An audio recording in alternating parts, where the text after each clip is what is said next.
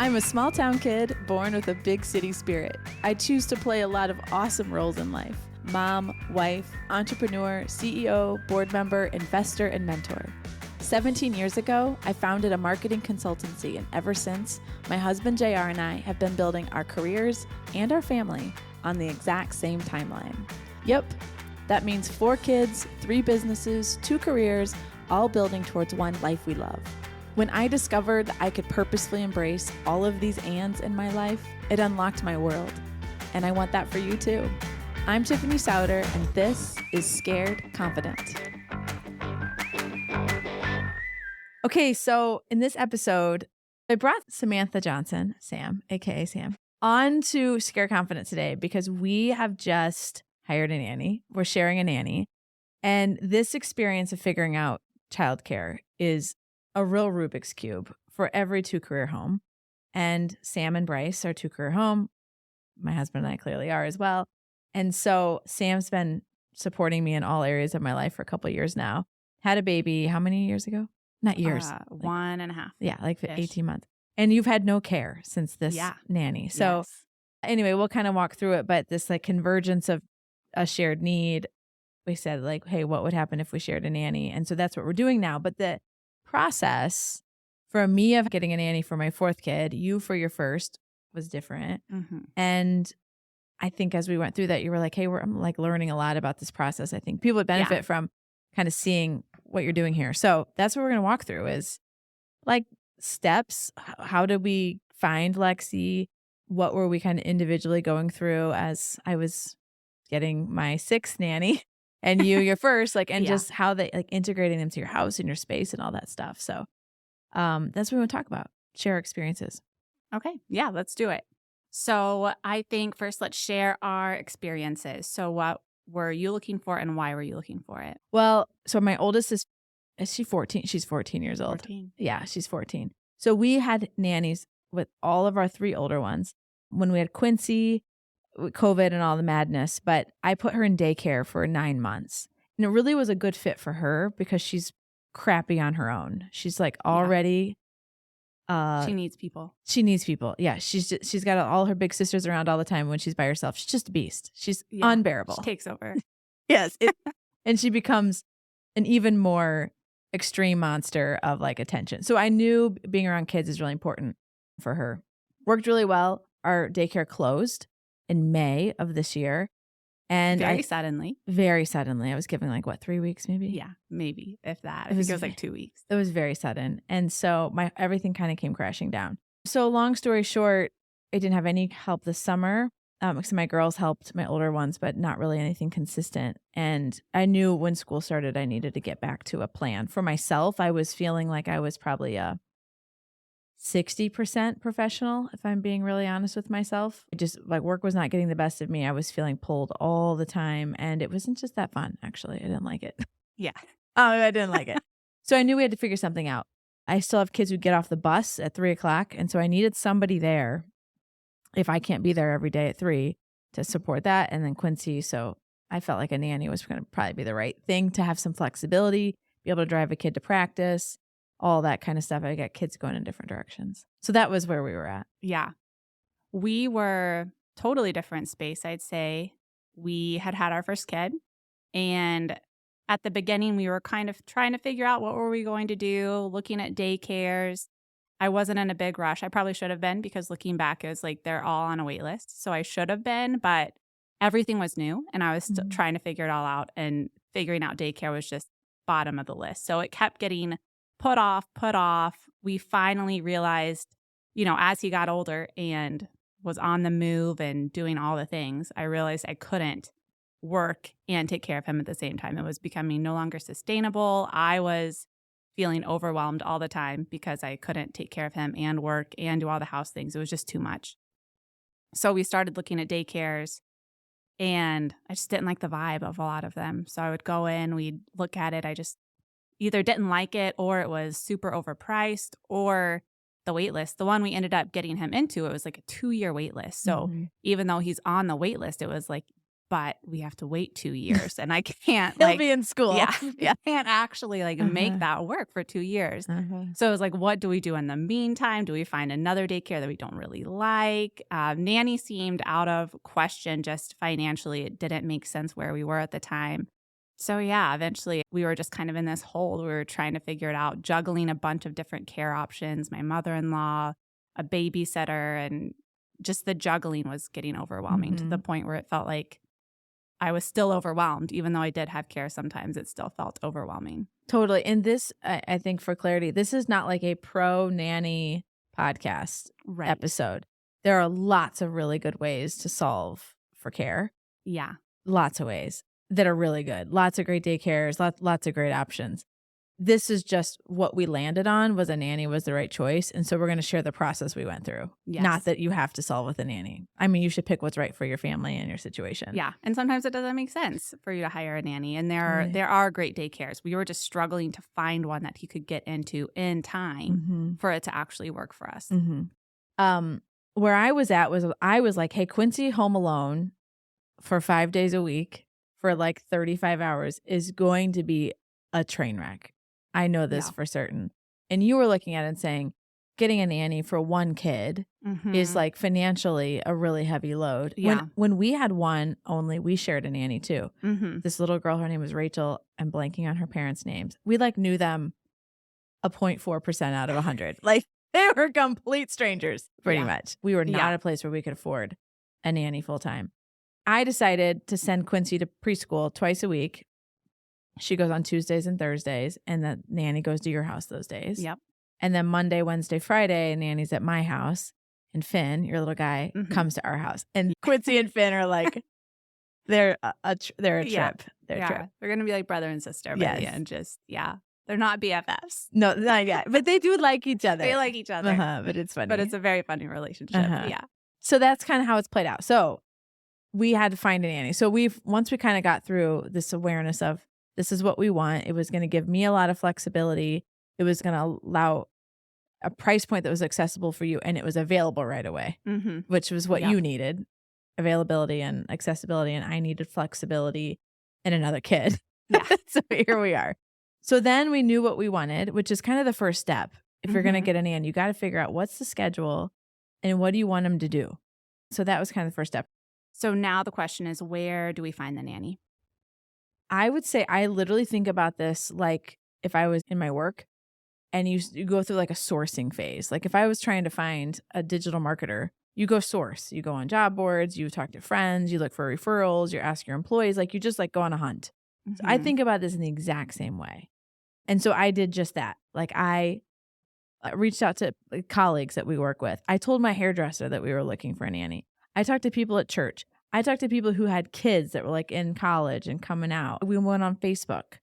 Our town in Indy has these amazing like nanny searching like community pages that are really, really well moderated and have some like really important directives about how to make sure that you're like putting the right information. It says like family seeking versus nanny seeking. So Facebook groups, and then Nextdoor is another like, neighborhood app. That was another place. So it was like literally put every line in the water. That is my recommendation. Like every line in the water. You could tell a waitress that is like really giving you awesome service at a restaurant. And I'd be like, hey, you're like so attentive to the kids. Thanks for your help. Like we're looking for a nanny. Like literally anybody. That's how I start the process, is like telling everybody that I know. I think I put it on Instagram stories. Yeah. Like everywhere. I went everywhere. And did you tell people? Yeah, I feel like my networking is definitely not as good as yours. Like you're just so good at telling everyone and everybody. But I was definitely looking on like Facebook. I did not know about the Facebook communities. That was where we ended up having success. And I think your hairdresser told you about that. I had looked at care.com, things like that. Oh, yeah, that was right. Yeah, and just wasn't having a lot of success there. I think it's harder just to like vet the people. I got one of my nannies off of care.com. It was like probably 6 years ago. No, more than that, because it was before Mrs. Garcia. But I did have success there at one point. But like, I think my thing is like, don't be discerning at the source at the beginning. Put all the lines in the water. Yeah, because you never know. Like my hairdresser, told me all this stuff. She talks to a million people and she'd be like, I've got some clients that are coming up that may have a nanny who's just getting done with their family. I was just crazy pants about it. I was like, I got to solve this. So that was the first step, source. Why didn't you use a nanny service? I never have. I would say if you have more money than time, then a nanny service, I think, can be a shortcut. They usually require a pretty big upfront fee, and sometimes also like a placement firm would do like a percentage of their first year salary. So it can be like 10 to 20 grand out of pocket, like from the jump before you even have somebody in your house. So that's why I didn't. I think if I had gone through the search process and it had been unsuccessful, using a nanny search firm would have been, for me, kind of a like last resort. I know there are families that have used them very successfully that like swear by them. So it's just I would say experience bias for me, not that they never work. The other thing I think that I thought about doing that we didn't do either was to go the au pair route. We had talked about that at one point. Yeah. And what I mean by that is that somebody generally who's international comes to the States for usually a year commitment and then it can be renewed for a second year. That wasn't a great fit for me because I really don't want somebody living in our house. We have a guest room, but it gets used a lot. And I just felt like setup. It was going to take kind of our basement just out of cycle for my teenagers, and they use that space a lot. So logistically was not the right stage. I think if the kids were really young, it could work better. Mm-hmm. But we use like every square inch of our house right now. Really hard. The girls love the basement. The girls love the basement. And they need that space to kind of be away from us. So, but au pairs can also be a great solution. I have friends that have used those really successfully. Okay. So now you have your lines in the water. How do you begin the interview process? So we knew that we both wanted to participate, but knew it would be tiring for the candidate if they had to do every step with both of us. Mm-hmm. Again, I think about it just like if I was recruiting somebody at Element 3. So I start with doing a 15 to 20 minute phone call with them just to like get a vibe. You know, how do they present themselves? What are they looking for? And there's like 5 or 6 questions that I really want to get covered inside of that initial phone call. And that is like, what are you looking for in a family? And I ask that question before I tell them all about us so that I'm not leading the witness. Like, what are you looking for? And nobody was looking for a nanny-share. I knew I was going to have to kind of sell them on that setup. But what are you looking for? What ages of kids are you looking for? What kind of, just family culture? Why did you leave your last family? If they're nannying right now, if they're a professional nanny or it's something that they're doing, why did they leave their previous family? That's important. How did you get into nannying? Like, why did you choose it?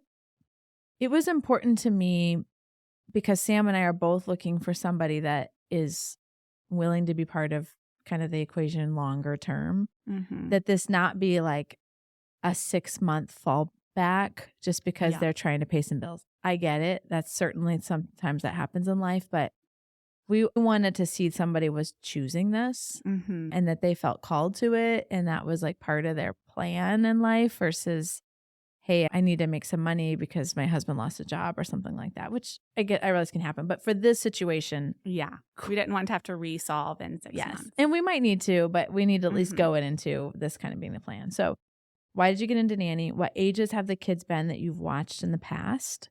The long-term commitment. Quincy's 3. In 3 years, she'll get to kindergarten.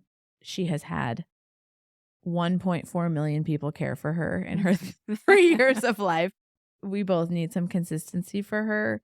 So I wanted to see somebody that would at least have the intention of being with us until she got to kindergarten. And and Finn is only 16 months. Yeah. So like there's a long time there. Yeah, he's got a while. Some help. Yeah. Exactly. And then I want to know what their financial expectations are in that call. Because if we're way far apart, then let's respect both of our time and not keep going with this. So I asked them what their financial expectations are.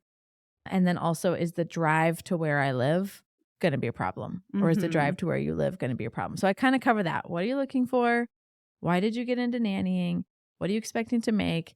And it's where I'm going to ask you to come. Like, is that a dead on arrival? Because if so, these are kind of like washout questions for me. So that original call is like 15 to 20 minutes. And I'm also asking them what questions they have of me. And you can learn a lot by how well they understand the job based on the questions they ask or how they've been screwed over. Yeah. That comes out a lot in their questions. Like, do you work from home a lot? Yes. Like, just that kind of thing. So what I would tell the phone interview people is, hey, I'm doing a series of phone interviews. My plan is not to tell you at the end of the call whether you're moving forward, but to get through these qualifying questions, see if there's like any like washouts. And then from them too, like, hey, is there anything you heard from me that would make you not want to move forward?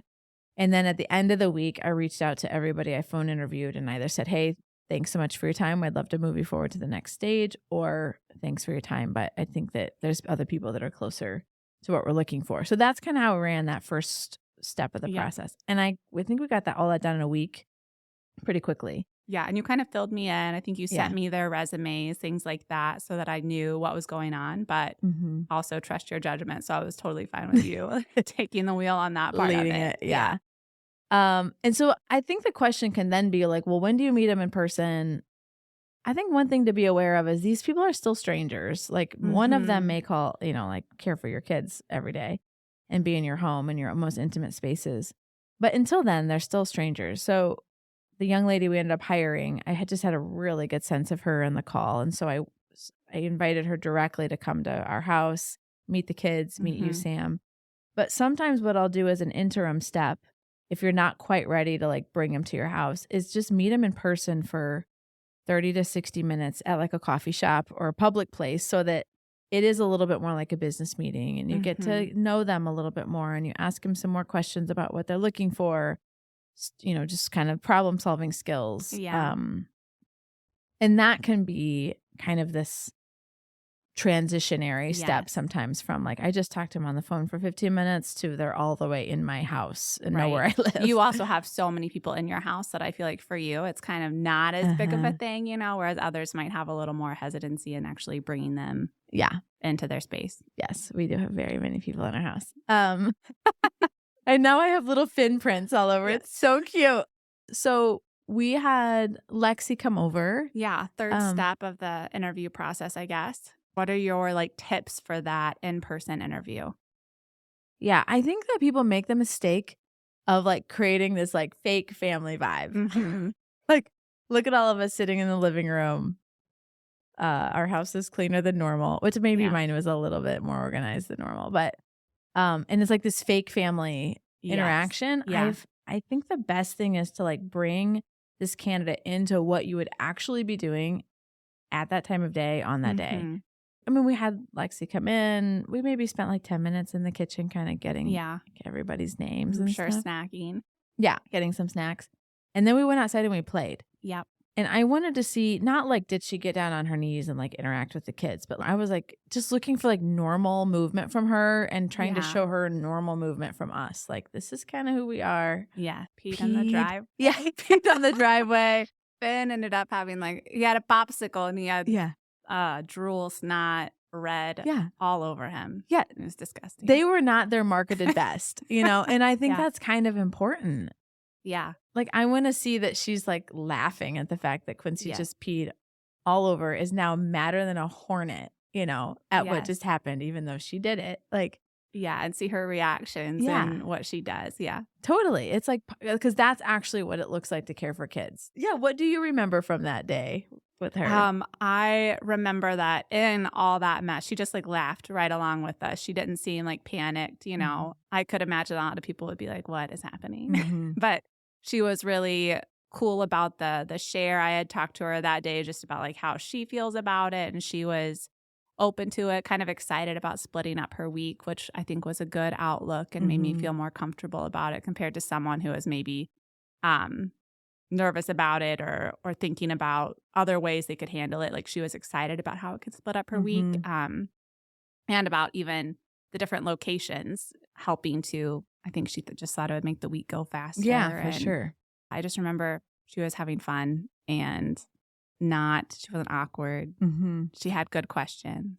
And I also wanted Lexi to see that you and I actually knew each other. Yes. It was not a weird situation. Because I told Lexi, I said, in a nanny share, it can get weird because you don't want it to be like a love triangle where I've got certain expectations of Lexi and you have different expectations of Lexi. And then she's trying to figure out who. And so I wanted to demonstrate to her, like, you know, we're like very comfortable. Yeah, with each we other know at a this lot point. about each other's lives. Our kids know each other. Like, this is like kind of an extended situation. Right. I wanted to demonstrate that to her. Were there any specific questions or anything during that you were looking for? Well, I asked her, what will I discover is like weird about you? Oh, yeah. Remember? Yes. Like, Yep. I'm like, all of us have like a thing that's like, oh, really? I was like, what's your thing? Mine is that I'm very last minute. And so if she was going to need me to give her like a 2-week plan, or like yesterday, you sent her a bunch of changes for her schedule this week because I'm going to be out of town and JR's got a bunch of work commitments and I just wasn't organized going into the week. If that was going to really frustrate somebody, that was going to be a miss because I know the energy it would take for me to stay that far ahead is unsustainable. It just wouldn't happen. It just, and there's too many things. There's too many people, too many things. It's just not how we actually run our lives. Yep. And so I needed her to come into the, like, I'd just say like what can be uncomfy parts of who we actually are, so that wasn't a surprise to her. And I was like cracking up. She was making pancakes with the kids this week. You know, Finn and Quincy are both on the counter with whisks, like just doing their very best, you know, to try to keep it in the bowl. And she was just like hilarious. And I like love that she steps into the chaos of that. That fits who we are. And so I do think it's part of finding like your match in that sense. Other households want things very shipshape, very organized, like, you know, no fingerprints on things, which is fine. You just have to find somebody who can, kind of be at that same frequency. And I think I found like the secret of finding a nanny that works for a long time is finding somebody who kind of hits the same frequency. But you're having somebody in your house for the first time. Yeah. So I've had nannies forever. We have a house manager. There's just like so many people. Yes. Handyman, all the things, lawn people. There's so many people in my driveway. And so it's a little bit like a hostel at this point, I think. Actually, nobody really pays rent and everybody stays. But it's very different for you. It's been you and Bryce and little Finn and a very different vibe. So what's it been like? It was overcoming a lot of that, the classic like mom guilt. Is this really what I should be doing? Am I supposed to stay home with him? But I had kind of tried that because I had been home with him for a long time and it wasn't going well.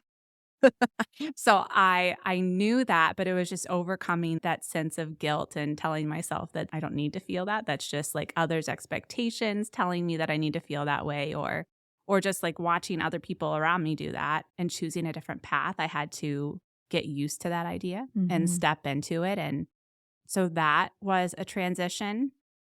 And then having someone in our house, at first, I think I just overthought, like, do I just need to have tons of food for them? Do I need to like clean the toilets every time they come over? Like all these things that, you know, just start to overthink. And then after a few weeks, it's like, she'll take care of it. It'll be fine. She'll figure it out.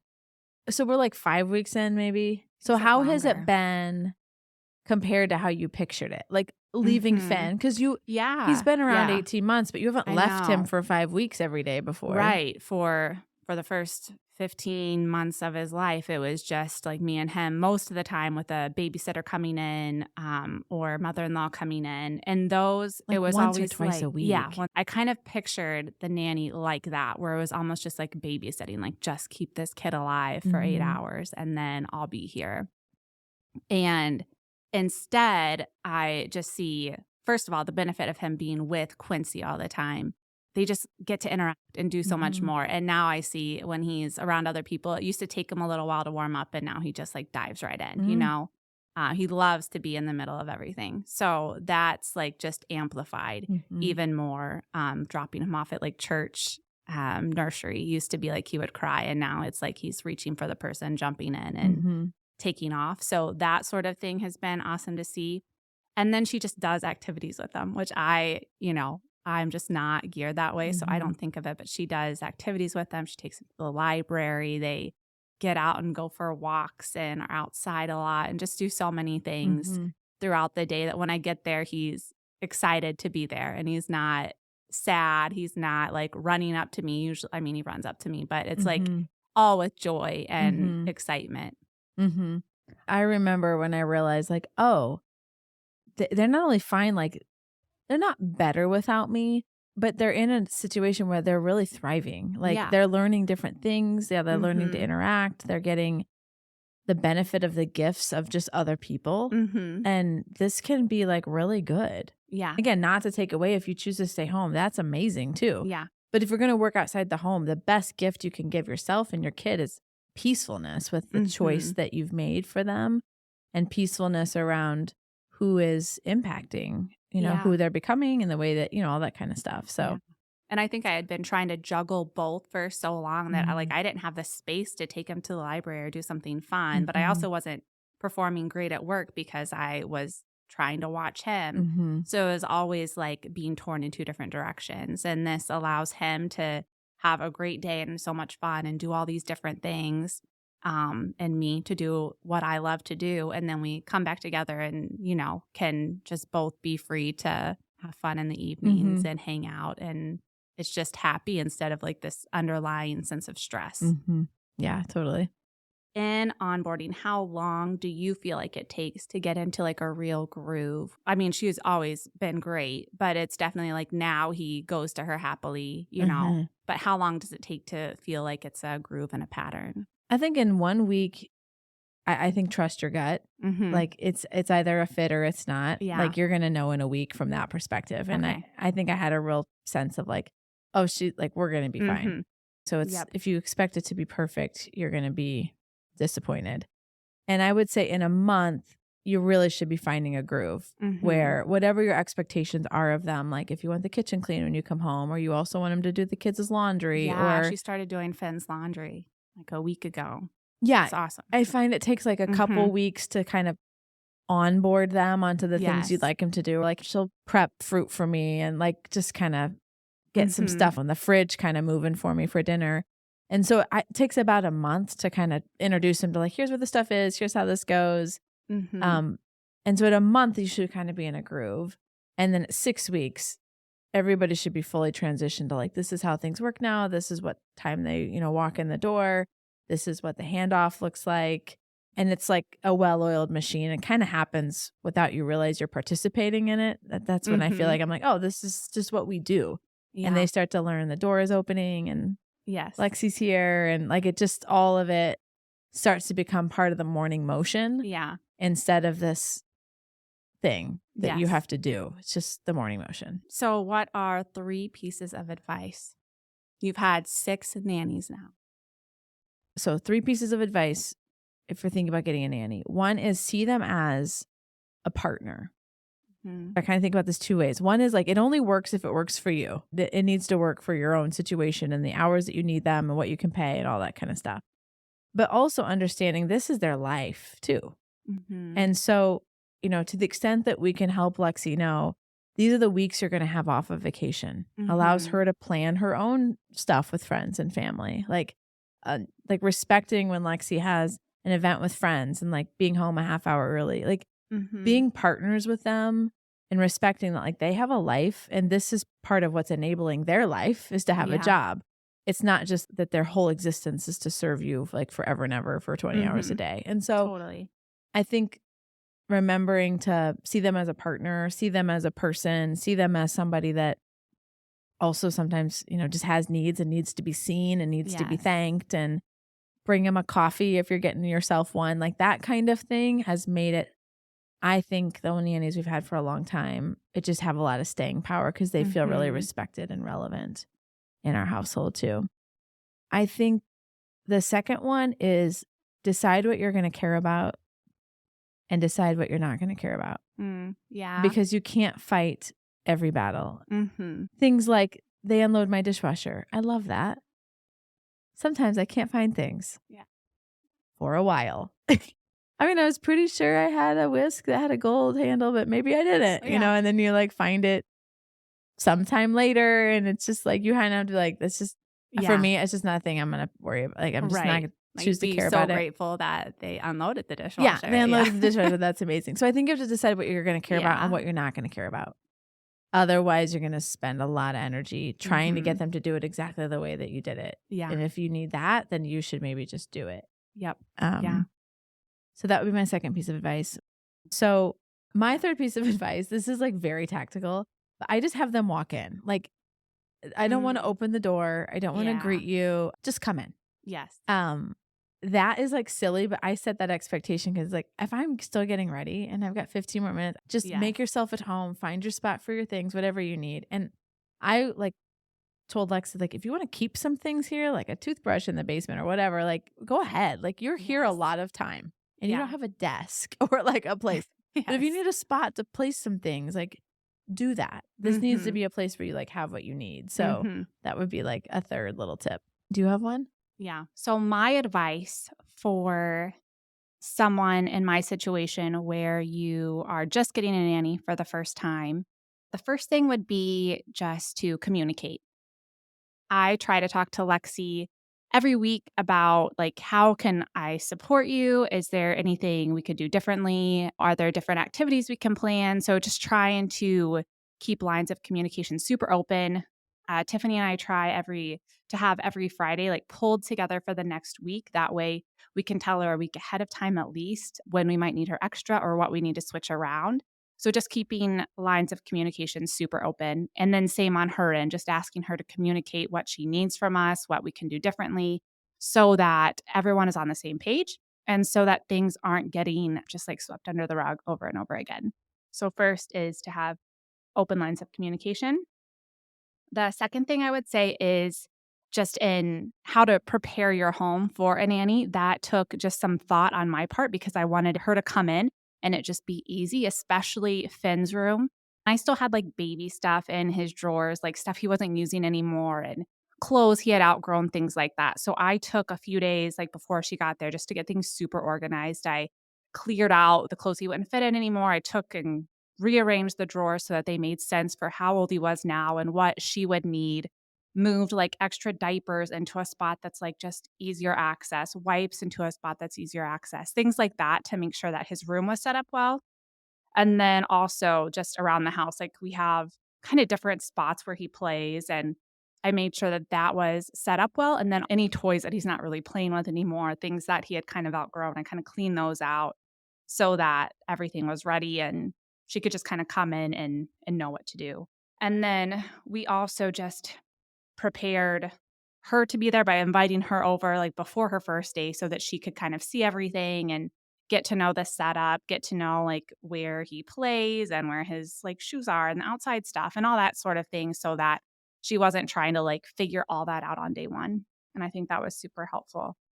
And then since I was sharing with Tiffany, I took Finn to her house like a week before the nanny started and kind of got him used to like that area. Tiffany and I like specifically like cleaned out drawers at her house for some extra clothes for Finn and like where are Finn's diapers going to stay. And then I took Finn for like a week before and got him used to like sleeping in the bed there and just being used to being in a different house because that was like something he was going to have to figure out. So those things I think really helped him transition, and it also helped to ensure that her first week wasn't hell, because she wasn't having to try to figure all that out with him there. It was like it had already been figured out, and he had already gotten used to it so that her week could go a little bit smoother and that transition could go smoother. So that's more specific to, like, this nanny sharing idea, but it was super helpful for both parties to do that ahead of time.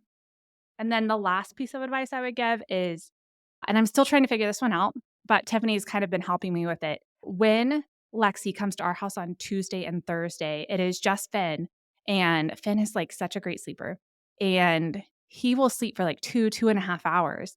And Lexi has started helping a little bit with his laundry, but there's just so much time there where I could kind of capitalize on having someone else in my house and using them to like food prep and maybe like wash some towels, things like that. So just getting organized and coming up with a way to be ready for that is something that I am working on, even just creating a list of like, okay, these are things she could do.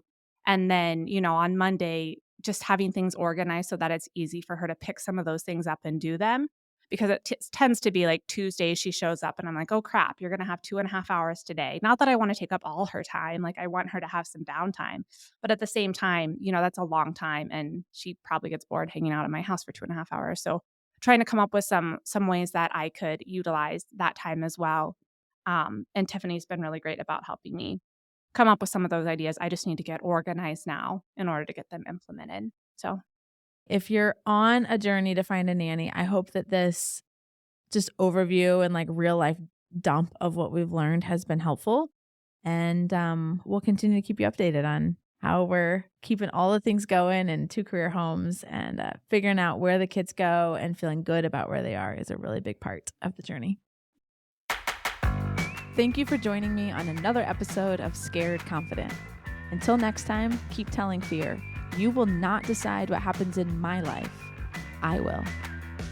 If you want to get the inside scoop, sign up for my newsletter. We decided to make content for you instead of social media algorithms. The link is waiting for you in show notes, or you can head over to tiffanysauter.com. Thanks for listening.